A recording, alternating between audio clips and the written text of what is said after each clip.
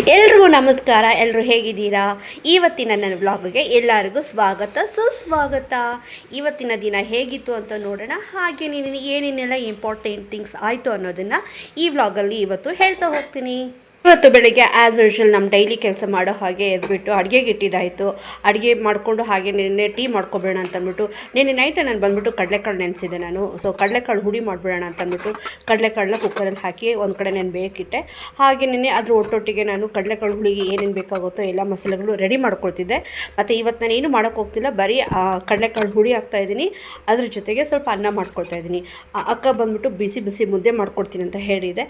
So ಒಂದು 9 ಅಥವಾ 10 ಗಂಟೆಗೆ ಅಕ್ಕ ನಮಗೆ ಮುದ್ದೆ ಮಾಡಿಕೊಡುತ್ತೆ. ಈಗ ಸಮಯ ಬಂದುಬಿಟ್ಟು ಆಲ್ಮೋಸ್ಟ್ ಒಂದು 5-5:30 ಅಂತಲೇ ಹೇಳ್ಬೋದು. ನಾನು ಇಡ್ಲಿ ದೋಸೆ ತಿಂದು ತುಂಬ ದಿನ ಆಗೋಗಿತ್ತು. ಸೊ ಮನೆಯಲ್ಲಿ ಸ್ವಲ್ಪ ಇಡ್ಲಿಗೆ ಅಥವಾ ದೋಸೆಗೆ ನೆನೆಸ್ಕೊಳ್ಳ ಅಂತ ಅಂದ್ಬಿಟ್ಟು ಅಕ್ಕಿ ಎಲ್ಲ ಕ್ಲೀನ್ ಮಾಡ್ಕೊಳ್ಬೇಕಾಯಿತು. ಯೂಶ್ವಲಿ ಬಂದುಬಿಟ್ಟು ಅಕ್ಕಿನ ನಾನು ರೇಷನ್ ಅಕ್ಕಿನೇ ಬಳಸ್ಕೊಳ್ತೀನಿ. ನೀವೇನು ಅಕ್ಕಿ ಬಳಸ್ತೀರಾ ಇಡ್ಲಿ ಅಥವಾ ದೋಸೆಗೆ ಅಂತ ಇದ್ದರೆ ಸ್ವಲ್ಪ ಕಮೆಂಟಲ್ಲಿ ತಿಳಿಸ್ಕೊಡಿ ನನಗೆ. ನಾನು ಬಂದುಬಿಟ್ಟು ರೇಷನ್ ಅಕ್ಕಿನೇ ಬಳಸ್ಕೊಳ್ತೀನಿ. ರೇಷನ್ ಅಕ್ಕಿನ ಸ್ವಲ್ಪ ನೀಟಾಗಿ ಕ್ಲೀನ್ ಮಾಡಿಕೊಂಡು ಅದನ್ನೊಂದು 5 ಸತಿ ಚೆನ್ನಾಗಿ ತೊಳೆದ್ಬಿಟ್ರೆ ತುಂಬಾ ಚೆನ್ನಾಗಿರುತ್ತೆ. ಈ ಮೊಸರನ್ನ ಮತ್ತು ಪೊಂಗಲ್ಲು ಇಂಥದಕ್ಕೆಲ್ಲ ಈ ರೇಷನ್ ಅಕ್ಕಿ ತುಂಬಾ ಚೆನ್ನಾಗಿರುತ್ತೆ. ಮತ್ತು ಇನ್ನೊಂದು ಏನಂತಂದರೆ, ನಾವು ಈ ಸೋನಾ ಮಸೂರಿ ಅಕ್ಕಿ ಅಥವಾ ಸ್ಟೀಮ್ ರೈಸ್ ಅಂತ ಏನು ಹೇಳ್ತೀವೋ ಆ ಅಕ್ಕಿಗಿಂತ ಈ ರೇಷನ್ ಅಕ್ಕಿನಲ್ಲಿ ಅಡುಗೆ ಮಾಡಿ ತಿಂದ್ರೇ ತುಂಬ ಚೆನ್ನಾಗಿರುತ್ತೆ. ಹೇಗೆ ಅಂತಂದರೆ ಬೇಕಂತಂದ್ರೆ ಅಬ್ಸರ್ವ್ ಮಾಡಿ, ರೇಷನ್ ಅಕ್ಕಿನಲ್ಲಿ ಮಾಡಿರೋ ಅನ್ನ ತಿಂದರೆ ತುಂಬ ಹೊತ್ತು ಹೊಟ್ಟೆ ಹಸಿಯೋದೇ ಇಲ್ಲ, ಹಾಗೆಯೇ ಹೊಟ್ಟೆ ಕೂಡ ತುಂಬ್ದಂಗಿರುತ್ತೆ. ಆದ್ರೂ ಈ ರೇಷನ್ ಅಕ್ಕಿಗಂತೂ ತುಂಬ ಡಿಮ್ಯಾಂಡ್ ಅಂತಲೇ ಹೇಳ್ಬೋದು. ನನಗೆ ಹೀಗೆ ಪಕ್ಕದ ಮನೆಯವ್ರು ಸ್ವಲ್ಪ ರೇಷನ್ ಅಕ್ಕಿ ಕೊಟ್ಟಿದ್ರು, ಅದೇ ಇತ್ತು, ಅದನ್ನೇ ಬಳಸ್ಕೊಂಡು ನಾನು ದೋಸೆ ನೆನೆಸ್ಕೊಳ್ತಾ ಇದ್ದೀನಿ. ಒಟ್ಟೊಟ್ಟಿಗೆ ಅನ್ನ ಸಾಂಬಾರು ಮತ್ತು ಟೀ ಎಲ್ಲ ರೆಡಿ ಆಯಿತು. ಹಾಗೆಯೇ ಅಕ್ಕಿನೂ ನೆನೆಸಿದಾಯಿತು. ಮತ್ತು ಇನ್ನೊಂದು ಏನಂದರೆ, ನನ್ನ ಮಗಳಿಗೆ ಆಲ್ರೆಡಿ ಹೇಳಿಬಿಟ್ಟೆ ಇವತ್ತು ನನ್ನ ಮಧ್ಯಾಹ್ನ ಮನೇಲಿ ಇರೋದಿಲ್ಲಮ್ಮ ಅಂತ ಅಂದ್ಬಿಟ್ಟು. ಯಾಕಂತಂದರೆ ನಾನು ಆಲ್ಮೋಸ್ಟ್ ಒಂದು 12:30 ಅಥವಾ 1 ಗಂಟೆಗೆ ನಾನು ಕೋರ್ಟ್ಗೆ ಹೋಗಬೇಕಾಗಿದೆ ಲಾಯರ್ನ ಮೀಟ್ ಮಾಡೋದಕ್ಕೆ. ಹಾಗಾಗಿ ಅವಳ ಮನೆಗೆ ಬರೋ ಟೈಮಲ್ಲಿ ನಾನು ಇವತ್ತು ಮನೇಲಿ ಇರೋದಿಲ್ಲ ಅಂತ ಅವಳಿಗೆ ಹೇಳಿಬಿಟ್ಟು, ಅವಳಿಗೆ ಮಧ್ಯಾಹ್ನ ಮನೆಗೆ ಬಂದು ಊಟಕ್ಕೆ ಏನೇನು ಬೇಕೋ ಎಲ್ಲ ರೆಡಿ ಮಾಡಿ ಇಟ್ಬಿದ್ದಾಯಿತು. ನಾನು ಟೀ ಮಾಡ್ಕೊಂಡು ಹೋಗಿ ಬೇಕ್ರಿ ತೆಗಿತೀನಿ. ಬೇಕ್ರಿ ತೆಗೆದ್ಬಿಟ್ಟು ಒಂದು 12 ಗಂಟೆವರೆಗೂ ನಾನು ಬೇಕ್ರಿಯಲ್ಲಿ ಇವತ್ತು ಇರೋಣ ಅಂತ ಅಂದ್ಕೊಂಡಿದ್ದೀನಿ. ಅದಾದಮೇಲೆ ನನ್ನ ಚಿಕ್ಕಮ್ಮನ ಮಗ ಬರ್ತಾನೆ, ಅವನ ಜೊತೆಯಲ್ಲಿ ನಾನು ಕೋರ್ಟ್ಗೆ ಹೋಗೋ ಪ್ಲ್ಯಾನ್ ಇದೆ ಇವತ್ತು. ನೋಡಿ ಆಲ್ರೆಡಿ ಇಲ್ಲಿ ಅನ್ನ ಸಾರು ಹಾಗೆಯೇ ಪಕ್ಕದಲ್ಲಿ ಟೀ ಕೂಡ ಆ್ಯಕ್ಚುಲಿ ರೆಡಿ ಆಗ್ತಾ ಇದೆ. ಇನ್ನೊಂದು 10-15 ನಿಮಿಷ ಟೀ ರೆಡಿ ಆಗುತ್ತೆ. ಇದೇ ಗ್ಯಾಪಲ್ಲಿ ಸ್ವಲ್ಪ ನಾನು ಫೇಸ್ ಪ್ಯಾಕ್ ಹಾಕ್ಕೊಳ್ಳ ಅಂತ ಅನ್ನಿಸ್ತು. ಅಂದರೆ ತುಂಬ ದಿನ ಆಯಿತು ನಮ್ಮ ಸೆಲ್ಫ್ ಕೇರ್ ಅಂತ ಏನು ಹೇಳ್ತೀವಿ, ಕೂದಲಿಗಾಗಲಿ ನಮ್ಮ ಚರ್ಮಕ್ಕಾಗಲಿ ಕೇರ್ ಮಾಡಿದ್ದು ತುಂಬ ದಿನ ಆಗೋಗಿತ್ತು. ಇವಾಗ ಈ ಅಂಗಡಿನಲ್ಲಿ ಹೋಗಿ ಕೂತ್ಕೊಳ್ಳೋದ್ರಿಂದ ಕಾಲುಗಳೆಲ್ಲ ತುಂಬ ಕ್ರ್ಯಾಕ್ಸ್ ಬರ್ತಾಯಿದೆ. ಹಾಗೆಯೇ ಮುಖ ಅಂತೂ ವೈಟ್ ಹೆಡ್ಸ್ ಅಂತ ಏನು ಹೇಳ್ತೀವಿ ಅದು ತುಂಬಾ ಇದ್ಬಿಟ್ಟಿತ್ತು. ನಮಗಂತೂ ಹೇಗೆ ಅಂತಂದರೆ ನಾವು ತುಂಬ ದೊಡ್ಡ ಸೋಂಬೇರಿಗಳು ಅಂತಲೇ ಹೇಳ್ಬೋದು. ಕಿಚನಲ್ಲಿ ಎಲ್ಲ ಐಟಮ್ಸ್ ಇರುತ್ತೆ, ಬಟ್ ಅದು ಕೂಡ ನಾವು ಬಳಸ್ಕೊಳ್ಳೋದಿಲ್ಲ. ಸೊ ಹಾಗೆಯೇ ಸ್ವಲ್ಪ ಮೊಸರು, ಅರಿಶಿನ, ಕಡಲೆ ಹಿಟ್ಟೆಲ್ಲ ಹಾಕಿ ಫೇಸ್ ಪ್ಯಾಕ್ ಹಾಕ್ಕೊಂಡು ನೀಟಾಗಿ ಮುಖನ ತೊಳ್ಕೊಂಡು ಹಾಗೆ ನೀಟಾಗಿ ಸ್ನಾನಗಿನೆಲ್ಲ ಮಾಡಿಕೊಂಡು ರೆಡಿಯಾಗಿ ನಾನು ಅಂಗಡಿಗೆ ಬಂದಿದ್ದಾಯಿತು. ಇನ್ನು ನನ್ನ ಮಗಳು ಅಂಗಡಿ ಓಪನ್ ಮಾಡೋದನ್ನೇ ಕಾಯ್ತಾ ಇರ್ತಾಳೆ ಅನಿಸುತ್ತೆ. ಅಂದರೆ ಅವಳು ಆಲ್ರೆಡಿ ಬ್ಯಾಟಿಂಗ್ ಸ್ಟಾರ್ಟ್ ಮಾಡಿಬಿಡ್ತಾಳೆ. ಏನೇನು ಇಟ್ಟಿದ್ಲು ನೆನ್ನೆ ನೋಡಿ, ಡೈರಿ ಮಿಲ್ಕ್ ಚಾಕ್ಲೇಟ್ ತೊಗೊಂಡಿದ್ಲು. ಅದನ್ನು ಸ್ಕೂಲ್ಗೆ ಹೋಗೋದಕ್ಕೆ ಮುಂಚೆ ಸ್ವಲ್ಪನೇ ಖಾಲಿ ಮಾಡ್ತಾ ಇದ್ದಾಳೆ. ಮತ್ತು ತುಂಬ ಶೆಕೆ ಅಂತ ಅಂದ್ಬಿಟ್ಟು ಹೋಗಿ ಫ್ರಿಜ್ಜಿಂದ ಮುಚ್ಚಿಟ್ಕೊಂಡು ತಿಂತಾ ಇದ್ದಾಳೆ ನೋಡಿ.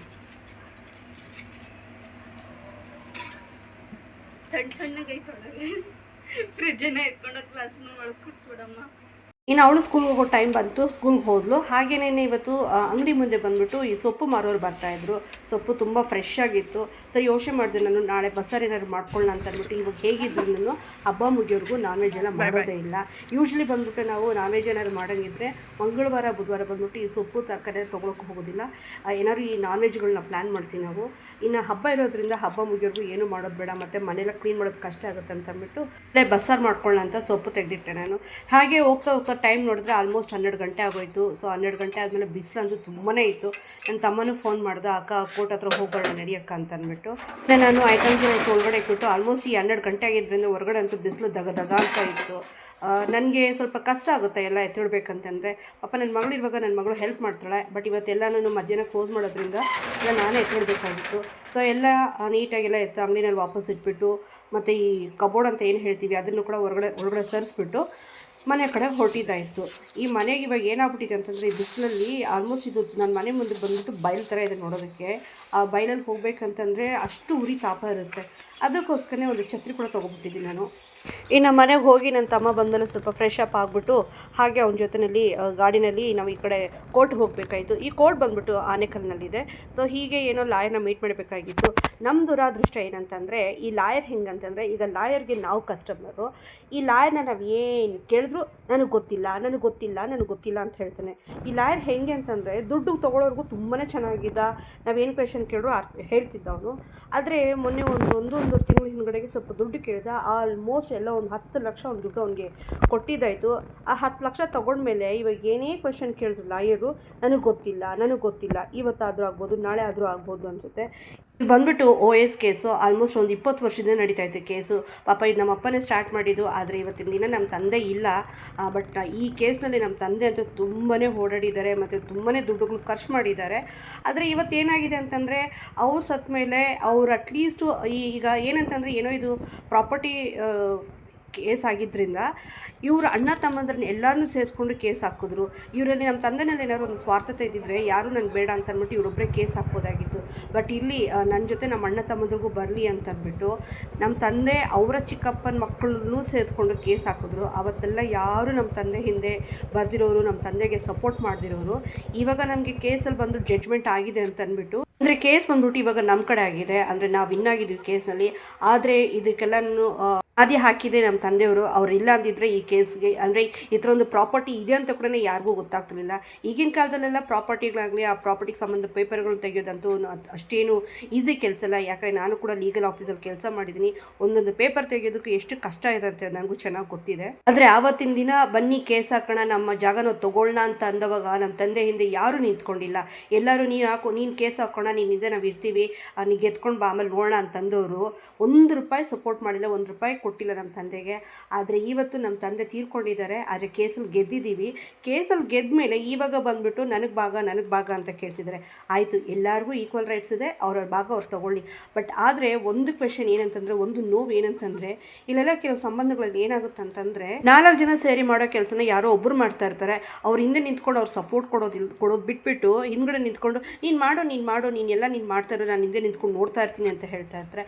ಪಾಪ ಅವರು ಕಷ್ಟನೋ ಸುಖನೋ ಹೇಳೋದು ಬೀಳೋದು ಏನೂ ನೋಡ್ಕೊಳ್ದಿರ ಅವ್ರ ಪ್ರಯತ್ನ ಅವ್ರು ಪಡ್ತಾ ಇರ್ತಾರೆ. ಕಷ್ಟ ಪಡ್ತಿದ್ದಾರೆ ಅಂತ ಗೊತ್ತಿದ್ರು ಕೂಡ ಈ ಮಿಕ್ಕಿದವರೆಲ್ಲ ಸೈಲೆಂಟಾಗಿ ಇರ್ತಾರೆ. ನಮ್ಗೇನು ಬಿಡು, ಅವ್ರೇನೋ ಮಾಡ್ಕೊಂಡು ಹೋಗ್ತಾ ಇರ್ತಾರೆ. ಇದು ಹೇಗಿದೆ ಅಂತಂದರೆ, ಲಾಭ ಬಂದರೆ ನಾವೆಲ್ಲ ಹಂಚ್ಕೊಳ್ಳೋಣ, ನಷ್ಟ ಆಯ್ತಂದರೆ ನಮಗೆ ಗೊತ್ತಿಲ್ಲದ್ರೆ ನಾವು ಸೈಲೆಂಟಾಗಿದ್ಬಿಡೋಣ ಅನ್ನೋ ರೀತಿ ಇದೆ. ಇವಾಗ ಕೇಸ್ ಗೆದ್ಬಿಟ್ವಿ, ಏನೋ ಒಂದು ಲಾಭ ಆಗ್ತಾಯಿದೆ, ಏನೋ ಒಂದು ಪ್ರಾಪರ್ಟಿ ಬರ್ತಿದೆ ಅಂತ ಅಂದ್ಬಿಟ್ಟು ಸುಮಾರು ಒಂದು 10-15 ವರ್ಷದಿಂದ ಬರೆದಿರೋ ಜನ ಇವಾಗ ಬಂದುಬಿಟ್ಟು ನಮಗೂ ಭಾಗ ಬರಬೇಕು, ನಮಗೂ ರೈಟ್ಸ್ ಇದೆ ಅಂತ ಇವಾಗ ಬಂದ್ಬಿಟ್ಟು ಅವ್ರ ರೈಟ್ಸ್ಗಳನ್ನ ಕ್ಲೇಮ್ ಮಾಡ್ತಾ ಇದ್ದಾರೆ. ಅವರ ರೈಟ್ಸ್ಗಳನ್ನ ಅವ್ರು ಕ್ಲೇಮ್ ಮಾಡಲಿ, ಅದರಿಂದ ನಮಗೆ ತೊಂದರೆ ಇಲ್ಲ. ಆದರೆ ನಾನು ಏನು ಹೇಳ್ಕೊಳ್ಳೋದಂತಂದರೆ, ಒಬ್ಬ ಮನುಷ್ಯ ಕಷ್ಟದಲ್ಲಿದ್ದಾನೆ ಅಂತ ಗೊತ್ತಾದರೆ, ಅವನು ನಮಗೋಸ್ಕರ ಕಷ್ಟಪಡ್ತಿದ್ದಾನೆ, ನಮಗೋಸ್ಕರ ಹೋರಾಡ್ತಿದ್ದಾನೆ ಅಂತಂದರೆ, ಅವ್ನು ಸೋಲ್ತನೋ ಬಿಡ್ತಾನೋ ಸೆಕೆಂಡರಿ. ಅದು ನಮ್ಮ ಕೈಲಾಗಿದ್ದ ಪ್ರಯತ್ನ, ನಮ್ಮ ಕೈಲಾಗಿದ್ದ ಸಪೋರ್ಟ್ ನಾವು ಈ ಜನನೇ ಹಾಗೆ ಇಲ್ಲ ನಮ್ಮ ಸಂಬಂಧಿಕರೇ ಹಾಗೇನಾ ಅಂತ ಗೊತ್ತಾಗೋದಿಲ್ಲ. ಏನೋ ಕಷ್ಟದಲ್ಲಿದ್ದಾಗಂತೂ ಯಾರೂ ಬರೋಕ್ಕೆ ಹೋಗೋದಿಲ್ಲ. ನನಗೆ ಗೊತ್ತಿಲ್ಲ ಅಂತ ಮುಖ ತಿರ್ಸ್ಕೊಂಡು ಆ ಕಡೆ ಹೋಗ್ಬಿಡ್ತಾರೆ. ಬಟ್ ಅದೇ ಒಂದು ಪ್ರಯೋಜನ ಆಯಿತು, ಏನೋ ಒಂದು ಲಾಭ ಬಂದ್ಬಿಡ್ತು, ಎಲ್ಲೋ ಒಂದು ದುಡ್ಡು ಕಾಸು ಬಂದ್ಬಿಡ್ತು ಅಂತಂದರೆ ಮಾತ್ರ ನಮಗೂ ಅಧಿಕಾರ ಇದೆ.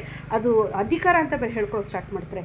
ಅಧಿಕಾರ ಬಂದುಬಿಟ್ಟು ನೀವು ಯಾವಾಗ ಲಾಭದಲ್ಲಿ ಅಧಿಕಾರನ ಚಲಾಯಿಸ್ತಿರೋ, ಅದೇ ಮನುಷ್ಯ ನಷ್ಟದಲ್ಲಿರುವಾಗ, ಅವ್ರ ಕಷ್ಟದಲ್ಲಿರುವಾಗ ಅವನ ಕಷ್ಟ ನಷ್ಟಗಳಲ್ಲಿ, ಅವನ ನೋವುಗಳಲ್ಲಿ ನೀವು ಹೇಳಬೇಕು, ಈ ನಿನ್ನ ನೋವು ಹಂಚ್ಕೊಳ್ಳೋದಕ್ಕೆ ನನಗೂ ರೈಟ್ಸ್ ಇದೆ, ನಾನು ಹಂಚ್ಕೊಳ್ತೀನಿ ಅಂತ ಅಂದ್ಬಿಟ್ಟು.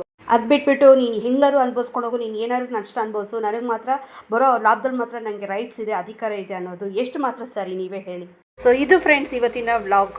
ಈ ನನ್ನ ವ್ಲಾಗು ಇವತ್ತಿನ ದಿನ ಹೀಗಿತ್ತು. ನಿಮ್ಗೆಲ್ಲರಿಗೂ ಏನೋ ಈ ವ್ಲಾಗ್ ಇವತ್ತು ತಕ್ಕ ಮಟ್ಟಿಗೆ ಇಷ್ಟ ಆಗಿದೆ ಅಂತ ತಿಳ್ಕೊಳ್ತೀನಿ. ಹಾಗೇನಾದ್ರು ಇಷ್ಟ ಆಗಿರೆ ನನ್ನ ಚಾನಲ್ಗೆ ದಯವಿಟ್ಟು ಸಬ್ಸ್ಕ್ರೈಬ್ ಆಗೋದನ್ನು ಮಾತ್ರ ಮರಿಬೇಡಿ. ಹಾಗೆಯೇ ಇಲ್ಲಿವರೆಗೂ ನನ್ನ ಈ ಒಂದು ವ್ಲಾಗ್ನ ನೋಡಿದ್ದಕ್ಕೆ ನಿಮ್ಮೆಲ್ಲರಿಗೂ ತುಂಬ ದೊಡ್ಡ ಥ್ಯಾಂಕ್ಸ್.